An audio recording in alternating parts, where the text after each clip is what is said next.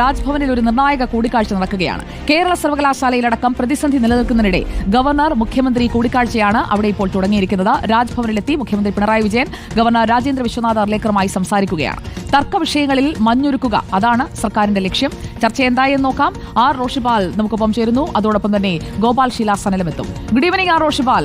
അനുനയത്തിനായി ഈ ചർച്ച ഇന്ന് 3:30 നിശ്ചയിച്ചിരിക്കുന്നു എന്ന വിവരം നമ്മൾ പ്രേക്ഷകരിലേക്ക് ഇന്നലെ എത്തിച്ചിരുന്നു. ഇപ്പോൾ ചർച്ച തുടങ്ങിക്കഴിഞ്ഞിരിക്കുകയാണ്.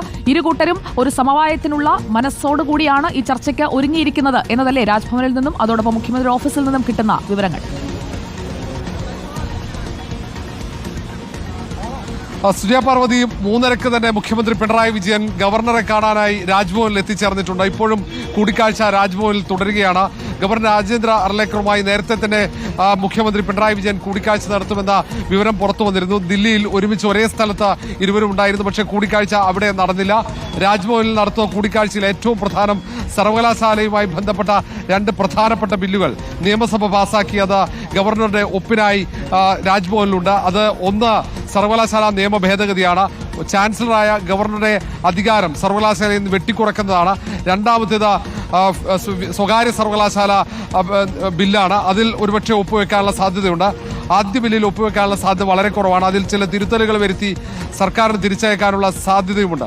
മറ്റൊന്ന്, കേരളത്തിലെ പ്രധാനപ്പെട്ട എല്ലാ സർവകലാശാലകളിലും സ്ഥിരം വൈസ് ചാൻസലർമാരില്ല. പ്രത്യേകിച്ച് കേരള സർവകലാശാല ഉൾപ്പെടെ അവിടെ തർക്കം തുടരുന്നുണ്ട്. വൈസ് ചാൻസലറും എടുത്തു കഴിഞ്ഞാൽ VC നിയമനം റോഷിപാൽ വളരെ പ്രധാനപ്പെട്ട വിഷയമാണ്. പ്രത്യേകിച്ചും കേരള സർവകലാശാലയിൽ നമ്മൾ കണ്ടുകൊണ്ടിരിക്കുന്നത് VC രജിസ്ട്രാർ തർക്കമാണ്. സ്ഥിരം VC നിയമനത്തിനായി UGCയുടെ പുതിയ മാനദണ്ഡങ്ങൾ അതുകൂടി പരിഗണിക്കേണ്ടതുണ്ട് എന്ന ഒരു നിലപാട് ഗവർണർക്കുണ്ട് എന്ന് കേൾക്കുന്നു. അങ്ങനെയാണെങ്കിൽ സ്ഥിരം VC നിയമനത്തിനായുള്ള പാനൽ തയ്യാറാക്കുന്നതിൽ ഗവർണറെ കൂടി കേട്ടുകൊണ്ട് ഒരു പാനൽ തയ്യാറാക്കുക, ആ ഒരു രീതിയിലേക്ക് സർക്കാർ മാറാനുള്ള സാധ്യത എത്രത്തോളമാണ്? സുജയ, ഒരു മഞ്ഞുരുക്കത്തിന്റെ സാധ്യതയാണ് ഈ കൂടിക്കാഴ്ച. കാരണം ഇനിയും തർക്കം മുന്നോട്ട് കൊണ്ടുപോയി കഴിഞ്ഞാൽ, പ്രത്യേകിച്ച് നിയമസഭാ തെരഞ്ഞെടുപ്പൊക്കെ വരികയാണ്, ഉന്നത വിദ്യാഭ്യാസ മേഖല പൂർണ്ണമായും സ്തംഭനാവസ്ഥയിലാണ് എന്ന ആരോപണം പ്രതിപക്ഷം ഉയർത്തി. പ്രതിപക്ഷം സർക്കാരിനെതിരെ വലിയ പ്രക്ഷോഭത്തിലാണ്. ഈ ഘട്ടത്തിൽ ഈ തർക്കം തീർത്തില്ലെങ്കിൽ അത് വിദ്യാഭ്യാസ മേഖലയിൽ സ്തംഭനാവസ്ഥയുണ്ടാകും. കാരണം പല സർവകലാശാലകളിലും ഭരണസ്തംഭനമുണ്ട്. സർവകലാശാലയിൽ സർട്ടിഫിക്കറ്റുകൾ ഉൾപ്പെടെ ഒപ്പുവെക്കുന്നത് അത് ഇങ്ങനെ കെട്ടിക്കിടക്കുന്ന ഒരു സാഹചര്യം അടക്കമുണ്ട്. പല കാര്യങ്ങളിലും തീരുമാനമെടുക്കാൻ പറ്റാത്ത സാഹചര്യം.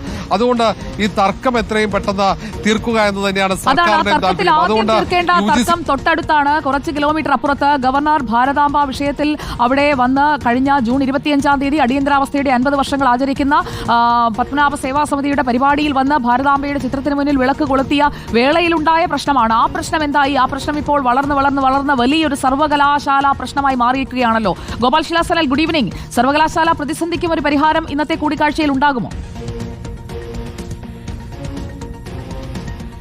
തീർച്ചയായിട്ടും സുജയ, ഇന്നത്തെ ഈ കൂടിക്കാഴ്ചയിൽ സംസ്ഥാനത്തെ ഉന്നത വിദ്യാഭ്യാസ സ്ഥാപനങ്ങളിൽ 3 തരത്തിലേക്കുള്ള ചർച്ചകളാകും ഉണ്ടാകുക. അതിലൊന്ന് ഏറ്റവും പ്രധാനപ്പെട്ടത് സാങ്കേതിക ഡിജിറ്റൽ സർവകലാശാലകളിലെ താൽക്കാലിക VC നിയമനമാണ്. കഴിഞ്ഞ ഹൈക്കോടതി വിധി പ്രകാരം സർക്കാർ പറയുന്നത് സർക്കാരിന് അനുകൂലമായും ഗവർണർക്ക് തിരിച്ചടിയുമാണ് ഈ വിധിയിൽ ഉണ്ടായിരിക്കുന്നത്.